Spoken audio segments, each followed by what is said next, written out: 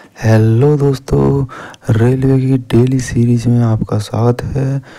दोस्तों, जीएस की सीरीज का डेली मैं लेके आता हूँ, जिसमें आज का टॉपिक रहेगा वैदिक सभ्यता। 3 नंबर टॉपिक है, 2 नंबर टॉपिक मैं पहले करा चुका हूँ, जिसकी वीडियो मेरे चैनल पर डली हुई है। अगर आप इस वीडियो की PDF लेना चाहते हैं तो मेरे टेलीग्राम चैनल को ज्वाइन कर लीजिए, जिसकी लिंक मैंने आपको वीडियो डिस्क्रिप्शन में दे दी है। चलते हैं वीडियो को। अगर आपने हमारा चैनल ज्ञान से यूट्यूब चैनल से सब्सक्राइब नहीं किया तो सब्सक्राइब कर लीजिए। पहला क्वेश्चन है, ऋग्वेद में 1028 सूक्ति हैं जिन्हें 10 पुस्तकों में वर्गीकृत किया गया है। उन्हें खाली स्थान बताना क्या आएगा जिन्हें नाम से जाना जाता है। जो ऋग्वेद में 1028 सूक्ति हैं उन्हें हम मंडल के नाम से जानते हैं। ऋग्वेद में 1028 मंडल है, यानी कि ऑप्शन नंबर मेरा 1 सही होगा।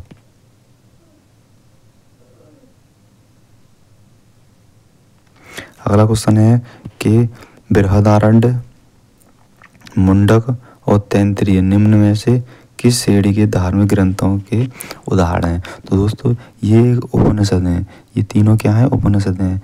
बृहदारण्यक उपनिषद है, मुंडक उपनिषद है, तैत्तिरीय उपनिषद है, यानी कि ऑप्शन नंबर 3 मेरा सही हो जाएगा। अगर पुराणों की संख्या देखें तो 18 पुराण है। पुराण कितने हैं? 18। सबसे पुराना जो वो है मत्स्य पुराण। सबसे पुराना पुराण मत्स्य पुराण है।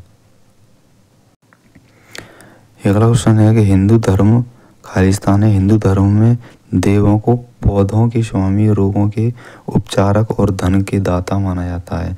तो ये कहाँ माना जाता है? तो वो है हमारे सोम देवता। कौन है? सोम देवता को माना जाता है, यानी कि ऑप्शन नंबर मेरा डी बिल्कुल सही हो जाएगा।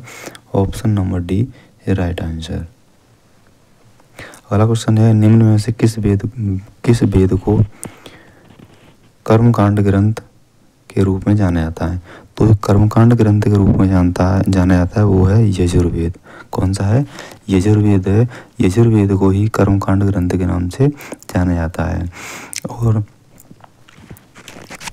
42 नंबर क्वेश्चन देखें, 42 छूट गया है, ऊपर है ये। निम्न में से कौन सी हिंदू धर्म की प्रमुख दार्शनिक विचारधारा है। तो निम्न में से कौन सी हिंदू धर्म की जो प्रशासनिक विचारधारा है वो है वैशेषिक, यानी कि ऑप्शन नंबर डी मेरा बिल्कुल सही होगा।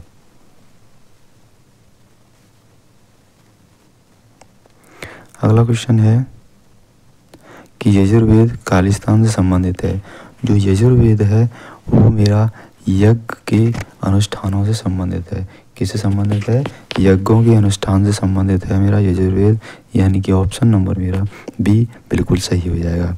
और यजुर्वेद में 85 शाखाओं का वर्णन मिलता है। कितनी का? 85 शाखाओं का वर्णन मिलता है। आप देख सकते हैं यजुर्वेद का संबंध यज्ञ के अनुष्ठान और मंत्रों के संग्रह से है। 4 वेद, ऋग्वेद, सामवेद, यजुर्वेद और अथर्ववेद में यजुर्वेद तीसरा वेद है।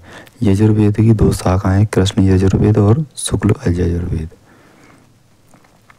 अगला क्वेश्चन आपका ग्रुप डी में ही पूछा गया रेलवे में कि यजुर्वेद की कितनी शाखाएं हैं। तो यजुर्वेद की मैंने आपको अभी बताई थी कितनी शाखाएं थी? 2 शाखाएं थी, यानी ये आपको दे रखी हैं, एक शुक्ल यजुर्वेद, कृष्ण यजुर्वेद, यानी कि ऑप्शन नंबर डी बिल्कुल सही हो जाएगा। अगला है, वैदिक ग्रंथों के अनुसार संग्रह का क्या कार्य था।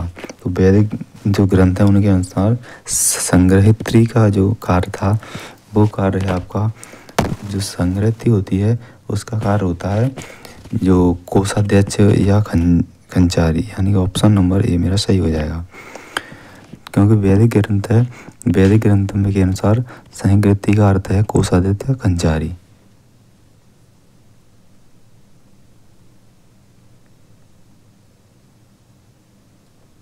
अगला क्वेश्चन है कि हिंदू धर्म पुरुषार्थ जीवन के लक्ष्य के माध्यम से जीवन में पूर्ण भागीदारी को प्रोत्साहित करता है। निम्न में से कौन सा एक पुरुषार्थ नहीं है। तो दोस्तों, हमारा काम पुरुषार्थ है, मोक्ष भी पुरुषार्थ है, अर्थ भी पुरुषार्थ है, जबकि सत्य हमारा पुरुषार्थ नहीं है।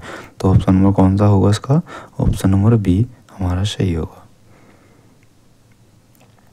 अगला है कि निम्न में से कौन सा ग्रंथ वैदिक साहित्य का हिस्सा नहीं है। तो वैदिक साहित्य का हिस्सा नहीं है बताना है। तो वैदिक साहित्य का हिस्सा ब्राह्मण हमारा हिस्सा है, आरण्यक हिस्सा है, उपनिषद एक का जाओगे, पिटक हमारा वैदिक ग्रंथ का हिस्सा नहीं है, यानी कि ऑप्शन नंबर मेरा सी सही हो जाएगा।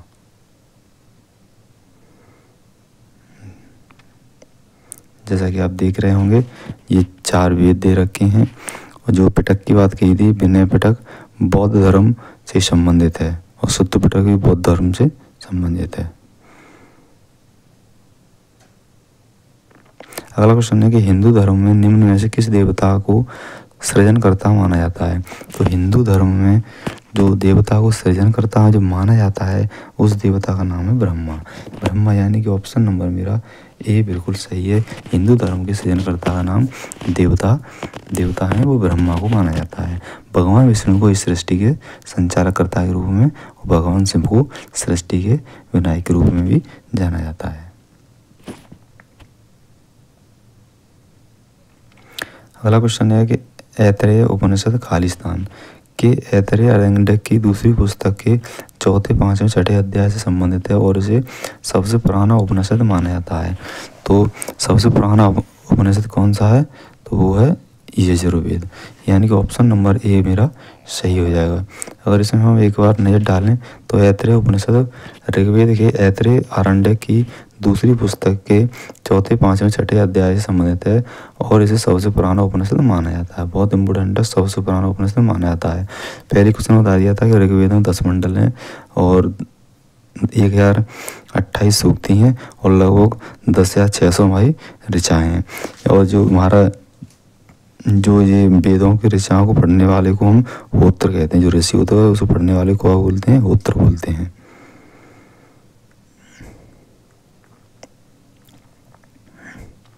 अगला क्वेश्चन है कि ऋग्वेद 4 वेदों से पवित्रतम वेद है जिसमें 10,600 ऋचाएँ हैं। खालिस्तान सूक्ति के 10 अध्याय जिन्हें मंडल कहा जाता है, अध्यायों को मंडल भी कहते हैं, शामिल है। यानी सूक्ति कितनी है? सूक्ति मैंने अभी आपको बताई थी कितनी थी, 1028, यानी कि ऑप्शन नंबर कौन सा सही होगा? ऑप्शन नंबर मेरा 1 बिल्कुल सही होगा। ऑप्शन नंबर 1 बिल्कुल सही होगा। अगला क्वेश्चन आपकी स्क्रीन पर है, किस वेद में ऋचाओं की संख्या सर्वाधिक है? तो सबसे ज़्यादा जो संख्या है ऋचाओं की वो है ऋग्वेद में, यानी कि ऑप्शन नंबर मेरा सी बिल्कुल सही होगा। अगला क्वेश्चन है, निम्न में से कौन सा चारों वेदों में से सबसे पुराना और सबसे बड़ा वेद है? तो आपको पता है कौन सा है, वो है आपका ऋग्वेद। सबसे बड़ा है, सबसे पुराना, यानी कि ऑप्शन नंबर 1 बिल्कुल सही होगा। सभी रेलवे में पूछे हुए क्वेश्चन है, ऋग्वेद का संग्रह है।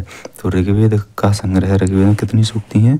तो 1028 सूक्ति हैं, यानी कि ऑप्शन नंबर मेरा 1 बिल्कुल सही होगा। सभी क्वेश्चन रेलवे में पूछे हुए हैं। अगला है कि प्रारंभिक हिंदू दर्शन में जीवन के कितने चरण निर्धारित किए गए हैं? तो प्रारंभिक हिंदू दर्शन में जीवन के चरण निर्धारित किए गए हैं वो हैं 4। कितने हैं? 4 हैं। ऑप्शन नंबर कौन सा? ऑप्शन नंबर सी सही होगा। यानी कि पहला है हमारा जो चरण होता है वो है ब्रह्मचरण, जो कि 0 से 25 वर्ष की अवस्था में। दूसरा होता है गृहस्थ चरण, जो 25 से 50 वर्ष की अवस्था में। तीसरा होता है वानप्रस्थ, जो 50 से 75 वर्ष की। और चौथा होता है संन्यास, जो कि 75 से 100 वर्ष की अवस्था में। जैसा कि आप देख सकते हैं, पहला ब्रह्मचर्य, दूसरा गृहस्थ, वानस्थ, तीसरा, चौथा संन्यास। अगला क्वेश्चन है कि चारों वेदों में से किस वेद को यज्ञ सूक्ति के वेद के रूप में जाना जाता है, जिसमें समान उद्देश्य के लिए इच्छित छंदों के साथ साथ विभिन्न संस्कारों के लिए अपनाए जाने वाले गद्य सूत्र भी शामिल हैं? तो वो है दोस्तों आपका यजुर्वेद, यानी कि ऑप्शन नंबर सी मेरा सही होगा। चारों वेदों में से यजुर्वेद को यज्ञ सूत्र के वेद के रूप में जाना जाता है। कौन सा? यजुर्वेद, यानी कि option number C right answer. अगला है कि उपनिषद, क्वेश्चन नंबर 57 है कि उपनिषद में उपशब्द का क्या अर्थ है?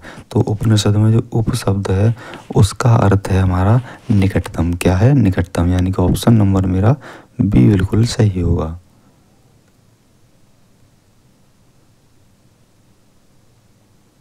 अगला क्वेश्चन है कि ऋग्वेद के स्रोतों को खालिस्तान के रूप में जाना जाता है। ऋग्वेद के स्रोतों को किसके रूप में जाना जाता है?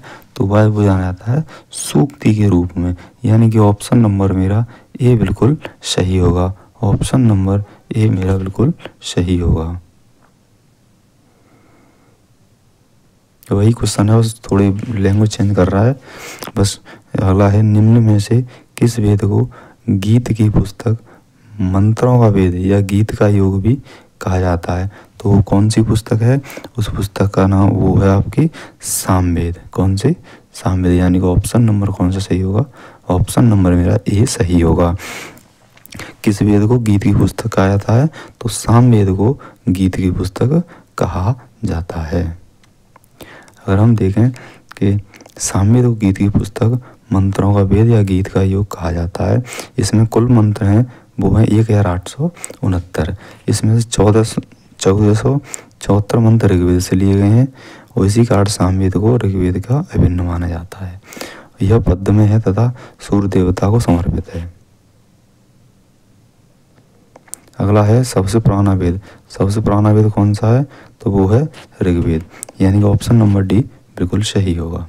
और 2 बार पूछा गया है, रेलवे ग्रुप डी में और रेलवे एनटीपीसी में। और ऋचाएँ सूक्ति मंडल मैंने आपको उसके बताई दी हैं, वेद टाइम खराब नहीं करेंगे। अगला है कि ऋग्वेद में खालिस्तान मंत्र हैं। तो ऋग्वेद में कितने मंत्र हैं? तो वो हैं 1028, यानी कि ऑप्शन नंबर मेरा कौन सा सही है?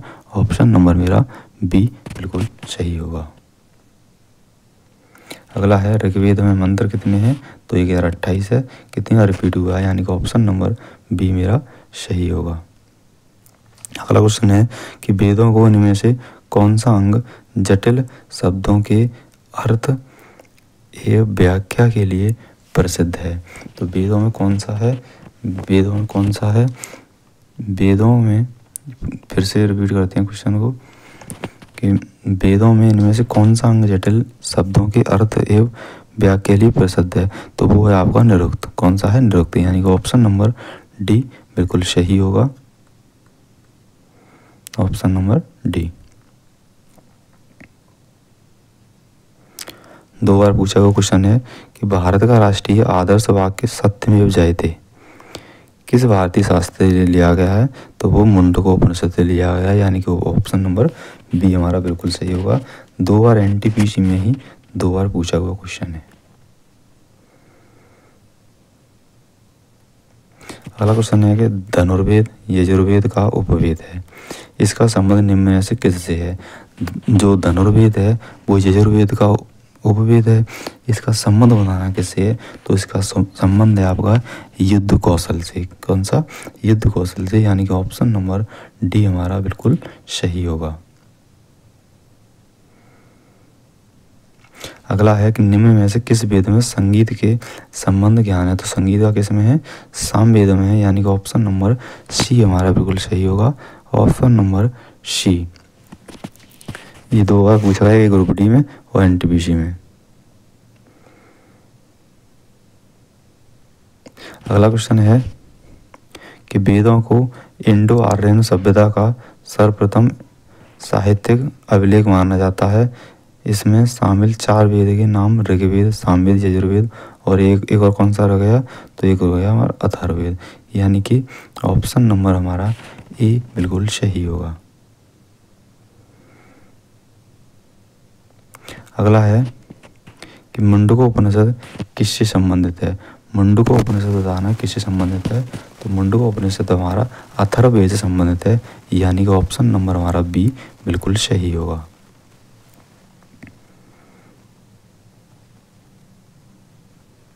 अगला क्वेश्चन है कि भारत की वैदिक काल अवधि कब तक चली?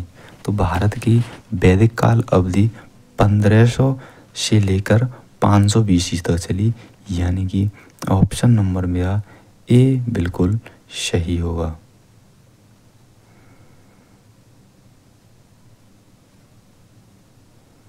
अगला क्वेश्चन है, निम्न में से कौन सा वेद जादुई अनुष्ठानों और वंशीगढ़ के बारे में जाना जाता है?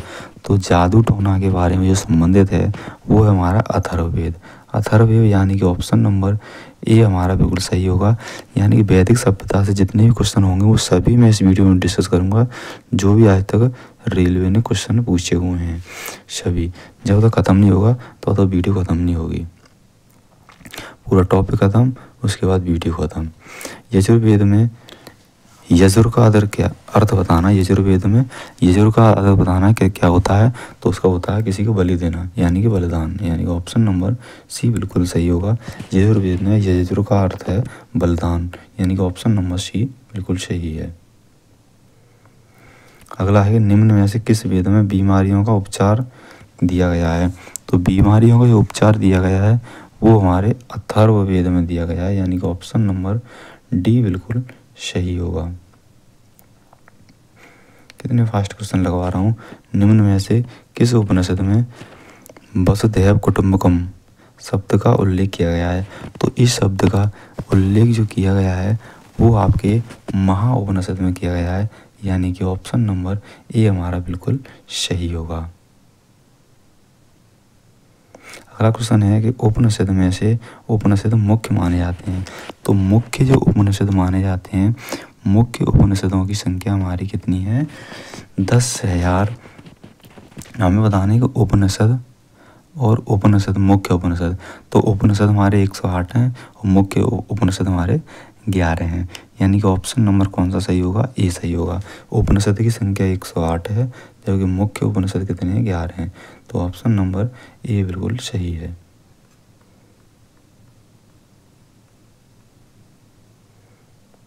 अगला क्वेश्चन है, खालिस्तान सबसे पुराना उपनिषद कौन सा है? तो सबसे पुराना उपनिषद है हमारा छांदोग्य उपनिषद, यानी कि ऑप्शन नंबर डी हमारा बिल्कुल सही होगा। छांदोग्य उपनिषद सबसे पुराना उपनिषद है। ये लोको पायलट में पूछा हुआ क्वेश्चन है कि प्रारंभिक भारतीय दार्शनिक के अनुसार प्रत्येक वस्तु खालिस्तान मूल तत्वों से बनी है। तो प्रत्येक वस्तु है वो हमारे 5 मूल तत्वों से बनी है। कितने से? 5 मूल तत्वों से बनी है, यानी कि ऑप्शन नंबर डी हमारा सही होगा। और 5 मूल तत्व आप ज़्यादा जानते होंगे, आकाश, वायु, अग्नि, जल और पृथ्वी, इनसे मिलकर बनी है, यानी कि ऑप्शन नंबर मेरा डी बिल्कुल सही होगा। अगला क्वेश्चन है क्वेश्चन नंबर 77, यानी कि लास्ट क्वेश्चन है इसका। कठोपनिषद में नचिकेता नामक एक किशोर और देवता के बीच हुई बातचीत दर्ज है। निम्न में से कौन सा देवता नचिकेता से बात कर रहा है? तो बात कर रहा है यमराज, यानी कि भगवान यम, यानी कि ऑप्शन नंबर ए बिल्कुल सही होगा। ये लोको पायलट टेक्नीशियन में पूछा क्वेश्चन है। कठोपनिषद जो है उसमें नचिकेता और देवता यम के मध्य हुई बातचीत दर्ज है। यह कृष्ण यजुर्वेद शाखा का उपनिषद है। इस उपनिषद के रचयिता कौन है? कट को माना जाता है। किसे? कट को माना जाता है। ये कौन है? एक आचार्य है कट, यानी कि ऑप्शन नंबर मेरा ए बिल्कुल सही होगा। इसी तरीके के फास्ट रिवीजन के लिए हमारे इस चैनल ज्ञान सेवा को आप सब्सक्राइब कर लें। अगर आप इसकी वीडियो लेना चाहते हैं तो हमारे टेलीग्राम चैनल पर ज्वाइन कर लें, जिनकी लिंक आपको वीडियो डिस्क्रिप्शन में मिल जाएगी।